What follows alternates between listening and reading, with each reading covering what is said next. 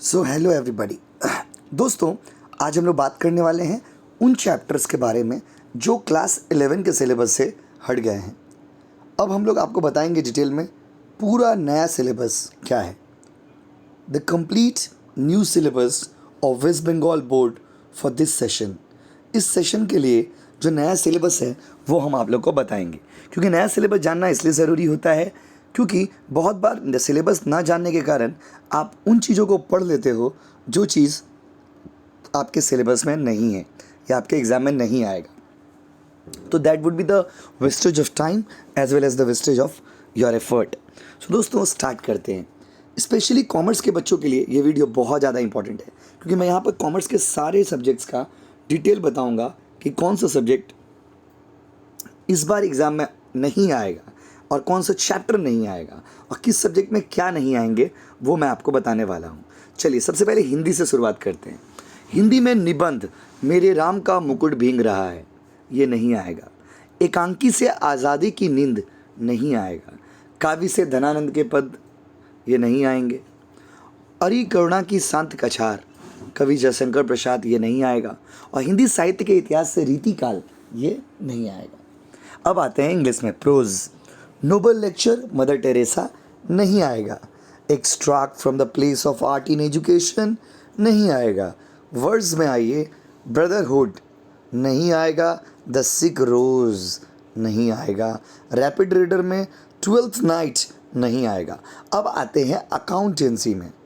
और दोस्तों, शेयर ज़रूर करना इस वीडियो को सारे स्कूल के, कोचिंग के और अपने सारे फ्रेंड्स के बीच में, क्योंकि बहुत बार ऐसा होता है कि सिलेबस ना जानने के कारण लोग उन चैप्टर्स को पढ़ लेते हैं जो एग्ज़ाम में आएगा ही नहीं। और आपको ये पता रहना चाहिए कि क्लास 11 का जो फाइनल का पेपर है वो आपके स्कूल के वाले टीचर्स नहीं बनाते हैं, वो आपके बोर्ड के जो काउंसिल मेम्बर्स हैं वो लोग बनाते हैं।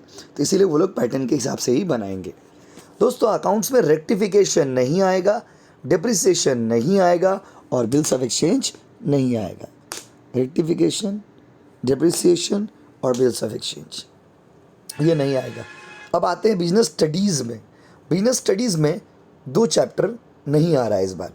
एक है emerging mode of business. Emerging mode of business मतलब जिसमें आपका ई कॉमर्स के बारे में पढ़ाया जाएगा, जिसमें आपको B2B, B2C, business to commerce, business to business, C2C, इन सब चीज़ के बारे में पढ़ाया जाता, बट वो चैप्टर इस बार नहीं आएगा। और दूसरा चैप्टर है social responsibility of business and business ethics, ये भी नहीं आएगा। अब आते हैं अपना कॉस्ट एंड टैक्स में। कॉस्ट एंड टैक्स में क्या है कि उन लोग क्या किए ना, कॉस्ट में पूरा चैप्टर्स को रिमूव नहीं किए, कुछ कुछ टॉपिक्स को रिमूव किए। तो कॉस्ट में जो टॉपिक रिमूव हुआ है वो है classification of cost on the basis of function. जैसे फैक्ट्री कॉस्ट क्या होता है, एडमिनिस्ट्रेशन एंड सेलिंग कॉस्ट क्या है, डिस्ट्रीब्यूशन कॉस्ट क्या है, रिसर्च कॉस्ट क्या है। तो वैसे भी आपको ये सब ना भले ही रिमूव्ड है, बट आपको कॉस्ट शीट बनाने के लिए इसका बेसिक आइडिया रहना ज़रूरी है। तो बहुत ज़्यादा रिमूव कॉस्टिंग में कुछ ज़्यादा रिमूव नहीं हुआ है। अब costing of material, cost of material 1 में आइए, जो चैप्टर कॉस्टिंग का चैप्टर 3 है उसमें आइए, तो उसमें आपका store of material, centralise store and decentralise store, theoretical part remove है, तो बहुत ज़्यादा इसमें भी चेंजेस नहीं हुए। अब आते हैं हम लोग टैक्स में। टैक्स में यूनिट 1 का सी नहीं आएगा। अब सवाल है कि 1 का सी क्या है। दोस्तों, टैक्स में यूनिट 1 का सी है incomes which do not form the part of total income. Tax में जब आप पढ़ोगे ना तो उसमें 3 यूनिट है। ए में है इंट्रोडक्शन, एसएससी असेसमेंट ईयर इसके बारे में। बी में है आपका बेसिक कॉन्सेप्ट एंड डेफिनेशन। सी में है incomes which do not form the part of total income, मतलब वो इनकम जो टोटल इनकम का पार्ट नहीं है, तो वो वाला पार्ट आपको पढ़ने का दरकार नहीं है। और टैक्सेशन में यूनिट 3 है आपका एग्रीकल्चर इनकम। तो इसका मतलब यूनिट 1 में ए और बी पढ़ेंगे। यूनिट 2 पूरा आएगा रेसिडेंशियल स्टेटस वाला। Unit 4 income under the head salary पढ़ना है आपको, एग्रीकल्चर इनकम नहीं पढ़ना है।